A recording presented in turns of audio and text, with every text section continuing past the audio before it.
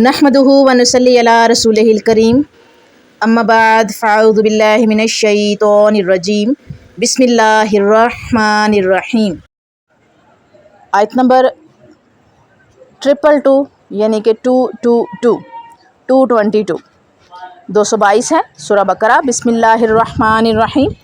وَيَسْأَلُونَكَ عَنِ الْمَحِيضِ قُلْ هُوَ أَذًى فَاعْتَزِلُوا النِّسَاءَ فِي الْمَحِيضِ وَلَا تَقْرَبُوهُنَّ حَتَّى يَطْهُرْنَ فَإِذَا تَطَهَّرْنَ فَأْتُوهُنَّ مِنْ حَيْثُ أَمَرَكُمُ اللَّهُ إِنَّ اللَّهَ يُحِبُّ التَّوَّابِينَ وَيُحِبُّ الْمُتَطَّهِّرِينَ۔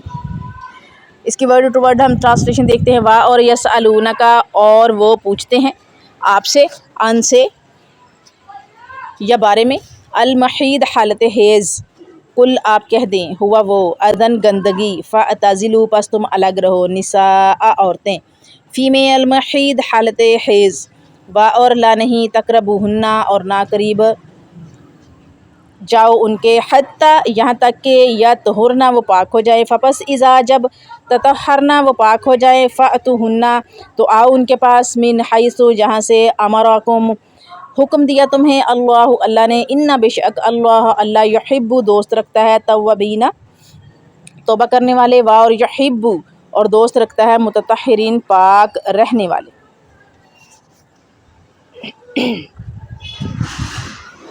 اس کی ٹرانسلیشن ہے، لوگ تم سے حیض کے بارے میں سوال کرتے ہیں، ماہواری یا ایام، جو مخصوص ایام ہے اس کی، فرما دیں کہ وہ گندگی ہے، حالت حیض میں عورتوں سے الگ رہو اور ان کے قریب مت جاؤ یہاں تک کہ وہ پاک ہو جائیں، پھر جب وہ پاک ہو جائیں تو پاک ہونے پر ان کے پاس جاؤ جہاں سے تمہیں اللہ نے اجازت دی ہے، بے شک اللہ تعالیٰ توبہ کرنے والوں اور پاک رہنے والوں کو پسند کرتا ہے۔ اب کنیکشن کیا ہے جی؟ عورتوں کے متعلقہ مسائل کا بیان جو ہے وہ جاری ہے، خواتین سے متعلقہ مسائل کا بیان جاری ہے۔ سوال و جواب کے حوالے سے سلسلہ کلام جاری ہے۔ یہاں ازدواجی زندگی کے اہم اور فطری مسئلے کے متعلق پھر ایک سوال کا جواب دیا جا رہا ہے۔ دیکھیں کتنا خوبصورت قرآن کا اسلوب ہے، میرے رب کی تربیت ہے جو وہ کر رہا ہے ہماری، کہ حیض کی حالت میں میاں بیوی کے تعلقات کی کیا نوعیت ہونی چاہیے۔ یہاں پر سوال یہ آیا ہے کیونکہ اس بارے میں لوگ افراط و تفریط کا شکار تھے۔ عیسائی حیض کے ایام میں اپنی بیویوں سے مجامعت جاری رکھتے، یعنی مباشرت جاری رکھتے، اور یہودی ان سے اس قدر دور رہتے اور نفرت کرتے کہ بیویوں کے قریب بیٹھنا اور ان کے ساتھ کھانا پینا تو درکنار، ان کے برتن اور رہائش بھی الگ کر دیتے تھے، یہاں تک کہ وہ بیچاری مخصوص ایام میں اپنے معصوم بچوں سے پیار بھی نہیں کر سکتی تھی۔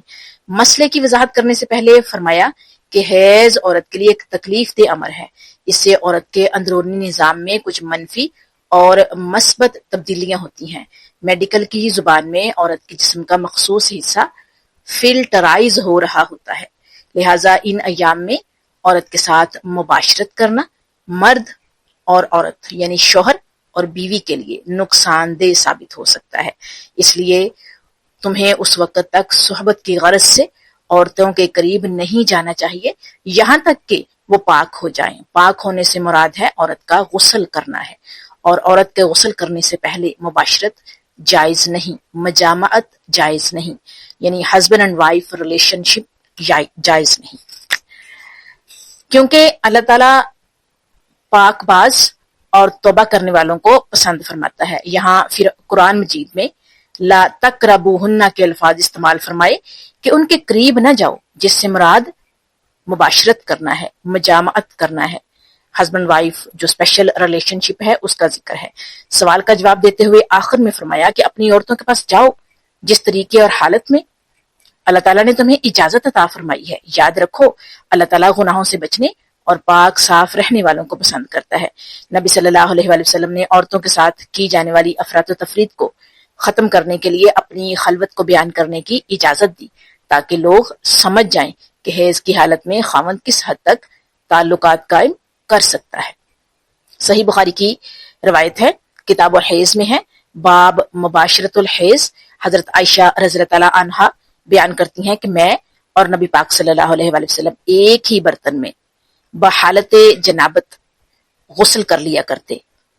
آپ مجھے آزار باندھنے کا حکم دیتی، آزار باندھنے کے بعد وہ مجھ سے مباشرت کرتے، یعنی صرف میرے ساتھ لیٹتے اور میں حائضہ ہوتی. آزار مثلا ایک کپڑا باندھنا، ٹھیک ہے، تو وہ صرف میرے ساتھ لیٹتے اور میں حائضہ ہوتی. آپ اعتکاف کی حالت میں اپنا سر باہر نکالتے اور میں حیض کی حالت میں آپ کا سر مبارک دھو دیتی. تو یہ دیکھ لیجئے کہ کس طریقے سے ہسبینڈ اینڈ وائف ریلیشن شپ جو ہے وہ ہونی چاہیے دوران حیض، کہ ان کی آپس میں مباشرت نہیں ہونی چاہیے. حضرت اما عائشہ جو ہے رضی اللہ تعالیٰ عنہا بیان کرتی ہیں کہ ایک ہی برتن میں غسل کر لیا کرتے تھے، اور دوران حیض آپ صلی اللہ علیہ وآلہ وسلم اما عائشہ کو آزار باندھنے کا حکم دیتے، یعنی دونوں کے درمیان کپڑا جو ہے وہ پردہ ہوتا تھا، اور آپ صلی اللہ علیہ وآلہ وسلم اپنی بیوی اما عائشہ کے ساتھ جو ہیں حضرت عائشہ رضی اللہ تعالیٰ عنہا کے ساتھ لیٹتے تھے. اور اعتکاف کی حالت میں آپ صلی اللہ علیہ وآلہ وسلم مسجد نبوی میں سے اپنا سر حجرہ مبارک میں کرتے اور اما عائشہ آپ کا سر مبارک دھو دیتی تھی، جبکہ اما عائشہ حیض کی حالت میں ہوتی تھی.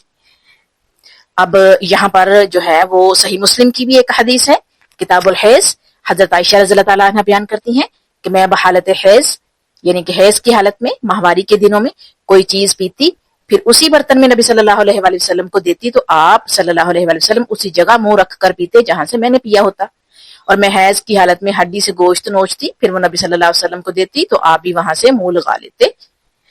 اور اسی طرح سے ابو داؤد کی حدیث ہے، حضرت عبداللہ بن عباس رضی اللہ تعالیٰ عنہ نبی کریم صلی اللہ علیہ وآلہ وسلم سے اس شخص کے متعلق بیان فرماتے ہیں جو اپنی بیوی سے حیض کی حالت میں جماع کرتا ہے، یعنی مباشرت کرتا ہے. فرمایا وہ 1 دینار یا آدھا دینار صدقہ کرے. آج کے حساب سے 1 دینار کی قیمت 158 روپیز سے اوپر بنتی ہے، یعنی 1 دینار کی جو قیمت ہے وہ آج کے حساب سے دیکھ لیجئے کیا بنتی ہے. نمبر 1 اس میں جو مسائل ہیں دیکھ لیتے ہیں. نمبر 1، حیض پلیدی اور تکلیف ہے، اس میں عورتوں سے الگ رہنا چاہیے. نمبر 2، بیویوں سے مجامت پاک حالت میں کرنی چاہیے. نمبر 3، اللہ تعالیٰ گناہ اور گندگی سے پاک رہنے والوں کو پسند کرتا ہے. اب پاکی اور صفائی کی فضیلت دیکھتے ہیں. سورہ بقرہ آیت نمبر 222 یعنی کہ 222، اللہ تعالیٰ پاک لوگوں کو پسند کرتا ہے. نمبر 2، سورہ توبہ، نیک لوگ پاک صاف رہنا پسند کرتے ہیں. سورہ توبہ آیت نمبر 108، یہ ہے جی ہماری آیت نمبر 222.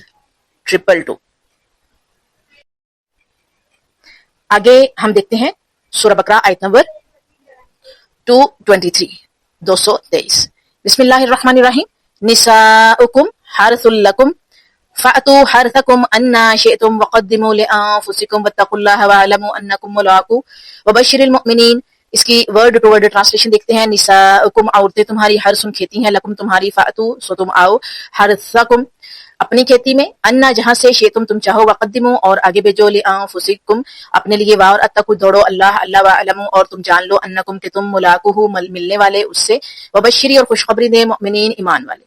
تمہاری بیویاں تمہاری کھیتیاں ہیں، اپنی کھیتیوں میں جس طرح چاہو آؤ اور اپنے لیے نیک اعمال آگے بھیجو اور اللہ تعالیٰ سے ڈرتے رہو اور جان لو کہ تم اپنے رب سے ملنے والے ہو اور ایمان والوں کو خوشخبری سنا دیجیے.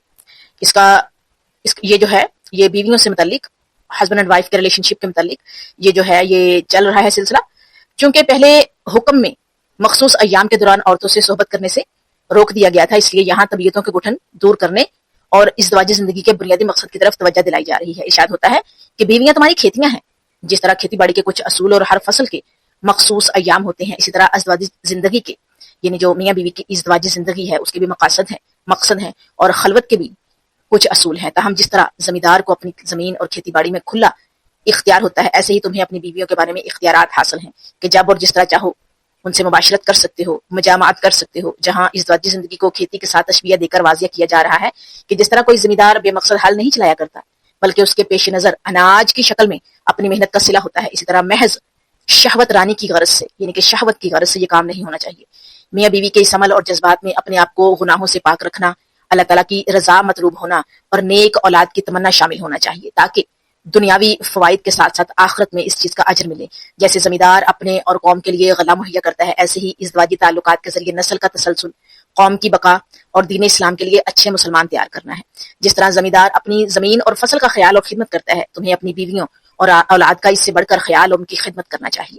اس میں بیوی کی صحت، گھریلو مصروفیات، عبادات اور بچے کا پورے 2 سال دودھ پلانے کا اشارہ بھی شامل ہے.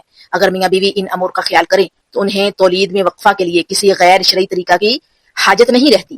آج کے مصنوعی طریقے صحت کے لیے مضر ہیں. یہ بات ذہن میں ہر دم تازہ رکھو کہ تم اپنے رب سے ملاقات کرنے والے ہو اور وہ تمہاری جلوتوں خلوتوں کو جانتا ہے. تمہاری پوشیدہ اور ظاہری زندگی اس طرح ہونی چاہیے کہ اپنے رب کے ہاں تمہیں شرمندگی نہ اٹھانی پڑے.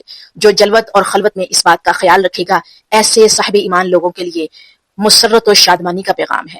ازدواجی زندگی کے بارے میں رسول کریم صلی اللہ علیہ وآلہ وسلم کے ارشادات آپ کے سامنے رکھتی ہوں. ابو داؤد کی حدیث ہے کتاب النکاح میں، حضرت معقل بن یسار رضی اللہ تعالیٰ عنہ بیان کرتے ہیں کہ نبی کریم صلی اللہ علیہ وآلہ وسلم کے پاس ایک آدمی نے آ کر پوچھا، ایک عورت حسب و نسب اور حسن و جمال والی ہے لیکن ہے وہ بانجھ، کیا میں اس سے شادی کر لوں؟ آپ نے اسے روک دیا.